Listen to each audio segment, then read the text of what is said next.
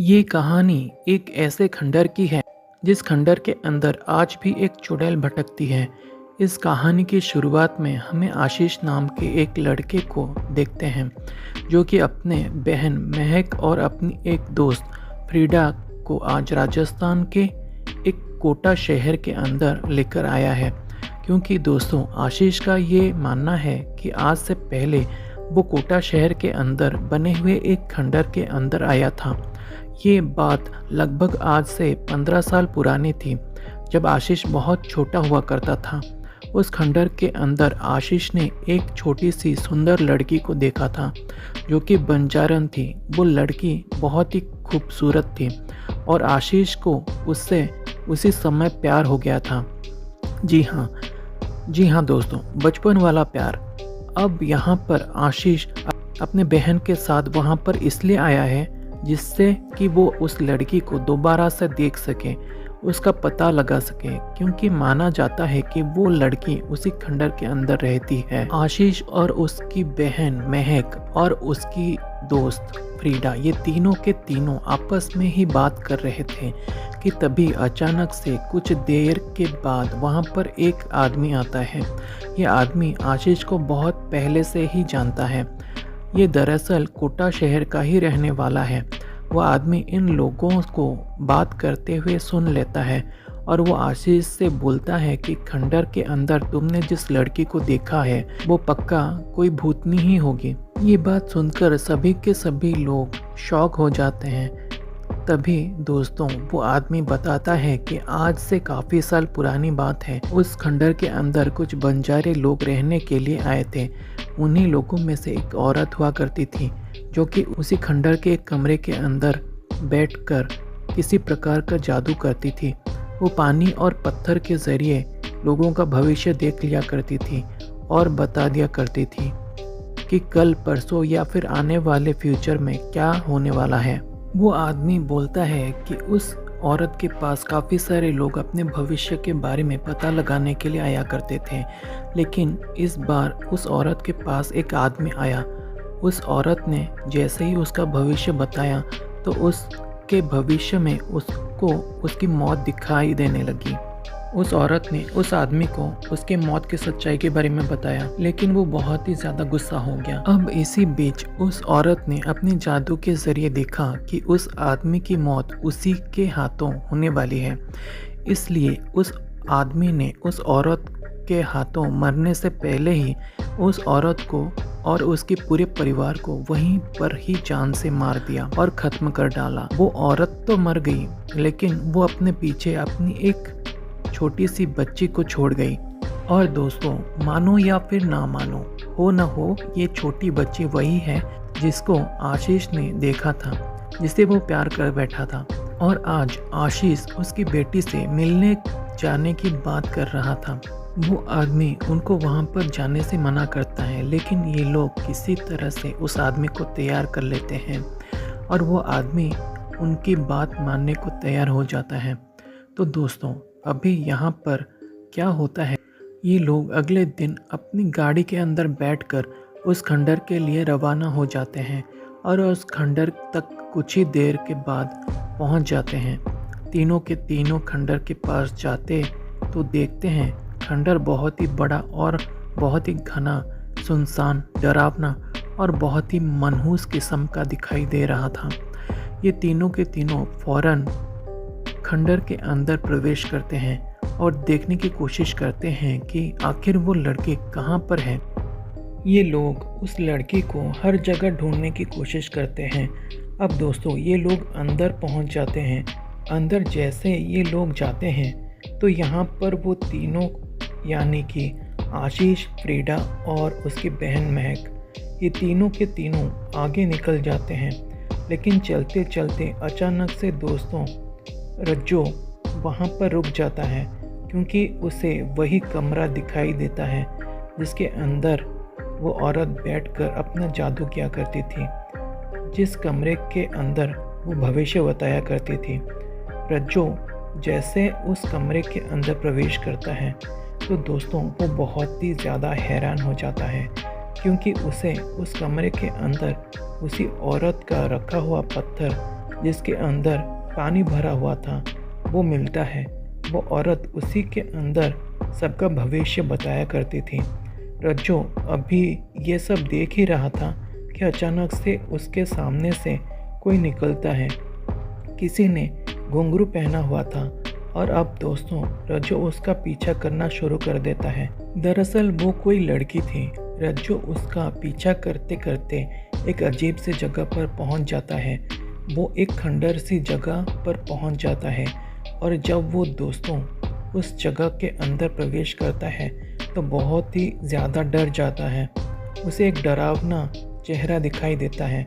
उसे देखकर वो बहुत ही ज़्यादा डर जाता है क्योंकि ये चेहरा किसी और का नहीं, उसी औरत का होता है जिसका नाम लूका है। अब दोस्तों तभी यहाँ पर वो आदमी रज्जो अपनी जान बचाकर वहाँ से भागना शुरू कर देता है।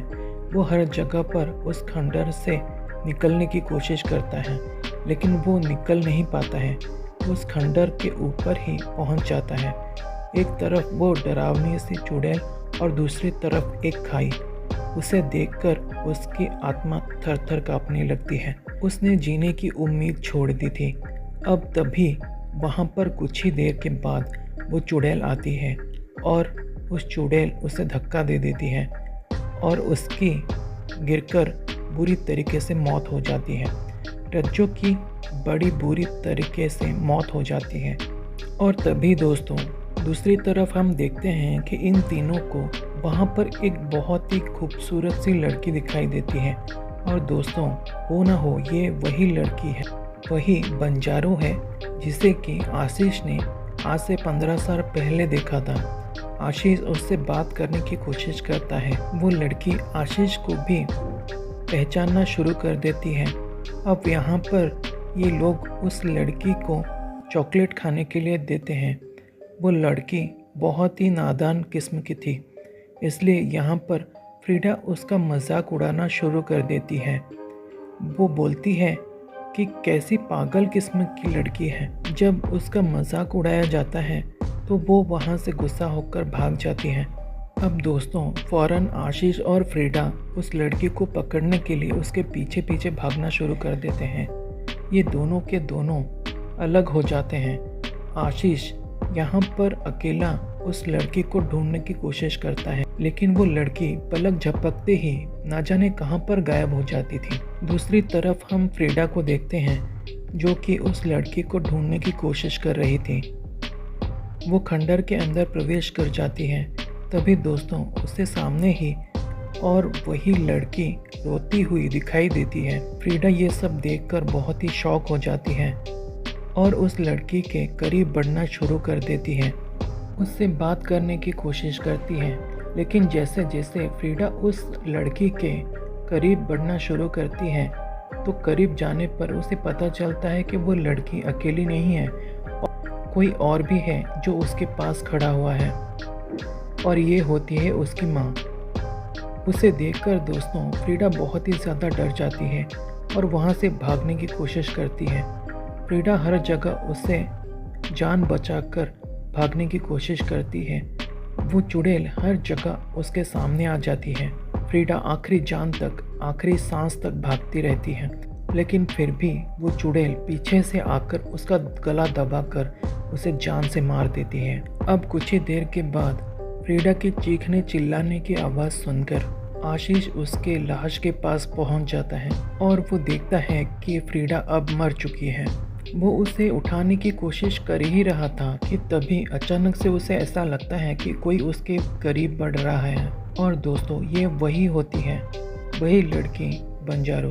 आशीष उसे देखकर बहुत ही खुश होता है लेकिन तभी दोस्तों वो लड़की एक रॉड जैसी लकड़ी से आशीष के ऊपर वार करती है जिससे कि आशीष बेहोश हो जाता है और वो बंजारो लड़की आशीष को अपने साथ घसीटते हुए वहाँ से लेकर चली जाती है।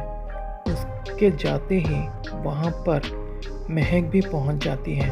महक फ्रीडा को देखकर बहुत ही डर जाती है। वो उसे उठाने की कोशिश करती है और दोस्तों उसके ऊपर पानी भी डालती है। कुछ ही देर के बाद हम देखते हैं, शॉक हो जाते हैं कि फ्रीडा आँख खोल लेती है, मतलब कि वो उठ जाती है। यानी कि वो अभी मरी नहीं थी, लेकिन वो जैसे ही उठती है तो उसके ऊपर से एक बहुत ही बड़ा नुकीला पेड़ का तना आकर गिरती है, जिससे कि फ्रीडा के पेट में घुस जाती है। फ्रीडा की वहीं पर मौत हो जाती है।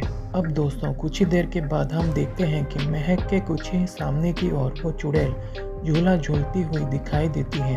महक को सामने की ओर वो चुड़ैल झूला झूलते हुए दिखाई देती है। इसे देखकर महक बहुत ही ज़्यादा डर जाती है। वो चुड़ैल उसके करीब बढ़ती है और महक उससे जान बचाकर भागना शुरू कर देती है। और तभी दूसरी तरफ हम देखते हैं कि वो बंजारो यहाँ पर आशीष को अपने साथ अब उसी खंडर के अंदर लेकर पहुँच गई थी।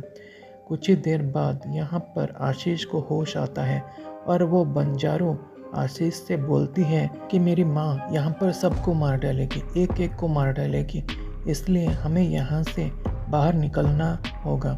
दरअसल दोस्तों वो बंजारो भी उससे प्यार करने लगी थी, इसलिए वो उससे कहती है कि हमें यहाँ से फ़ौरन भागना होगा। ये दोनों के दोनों फ़ौरन वहाँ से निकलने की कोशिश करते हैं कि तभी इसी बीच दूसरी तरफ हम देखते हैं कि वो चुड़ैल महक के पीछे पड़ी हुई थी। महक अपनी जान बचाकर छिपी हुई थी। अब दोस्तों कुछ ही देर के बाद वहाँ पर वो बंजारो लड़की आती है और वो अपनी माँ को वहाँ से लेकर चली जाती है, बातों में बहलाकर। वो लड़की जैसे ही अपनी माँ को यहाँ से लेकर जाती है तो दोस्तों महक की जान बच जाती है। उसके पास आशीष पहुँच जाता है। ये लोग फैसला करते हैं कि ये लोग यहाँ से भाग जाएंगे। अब दूसरी तरफ हम देखते हैं कि बंजारो अपनी माँ को उसी कमरे के अंदर लेकर पहुँच जाती है। दोस्तों उसकी माँ, उसका नाम लूको है, वो वहाँ पर भविष्य को देखने की कोशिश करती है। जैसे ही कल का भविष्य देखने की कोशिश करती है, वो देखती है कि भविष्य के अंदर उसकी बेटी को वो ही लड़का भगा कर ले जाएगा, यानी कि आशीष। ये देखकर उसकी माँ गुस्से से क्रोधित हो जाती है। वो फैसला लेती है कि वो आशीष को मार देगी। ये सब देखकर बंजारो भी फ़ौरन वहाँ से भाग चुकी थी। अब दूसरी तरफ दोस्तों हम देखते हैं कि वो चुड़ैल फ़ौरन महक को अपने पास खींचकर घसीटते हुए लेकर आ जाती है। वो चुड़ैल एक पेड़ से उसको फांसी लगवा देती है, जिससे कि दोस्तों महक की बड़ी ही दर्दनाक तरीके से मौत हो जाती है। अब जैसे ही यहाँ पर आशीष पहुँचता है तो दोस्तों वो बहुत ही ज़्यादा डर जाता है। वो अपनी बहन को देखकर रोने लगता है। वो चुड़ैल पीछे से आकर उसका भी गला दबा देती है और वो उसे भी जान से मारना चाहती है, उसे ख़त्म करना चाहती है। वो चुड़ैल उसे मारते मारते खंडर के ऊपर लेकर पहुंच जाती है। बस कुछ ही देर में आशीष की भी मौत होने वाली थी कि तभी कुछ ही देर बाद वहां पर वो बंजारो आ जाती है और वो अपनी माँ को ऐसा करने से रोकती है।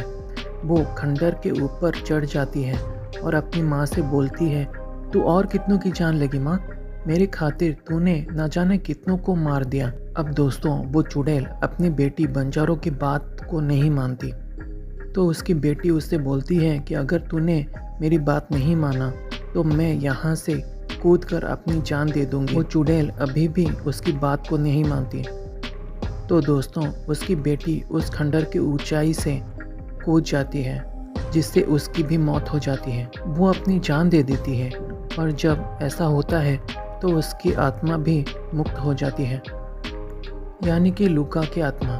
उसकी आत्मा के जाने के बाद आशीष पूरी तरीके से आज़ाद हो जाता है। अब आप लोग ये सोच रहे होंगे कि आखिर यह आत्मा भटक कैसे रही थी। दरअसल दोस्तों उसके पीछे की वजह यह है कि वो आत्मा अपनी बेटी के चक्कर में भटक रही थी। जी हाँ, उसकी बेटी ने ही उस आत्मा को मुक्ति नहीं दी थी। बंजारों के ऊपर बचपन से ही उसकी माँ का साया आ गया था, क्योंकि उसकी माँ की तो मौत ही हो गई थी जब वो बहुत छोटी थी। लेकिन मरने के बाद भी उसकी माँ ने उसका पालन पोषण किया, इस तरीके से उसका पालन पोषण किया कि किसी भी तरीके से कोई भी मर्द उसके साथ कुछ भी गलत ना कर पाए। वो उसी खंडर के अंदर पली बड़ी और उसी खंडर के अंदर उसके माँ के साथ रहती थी।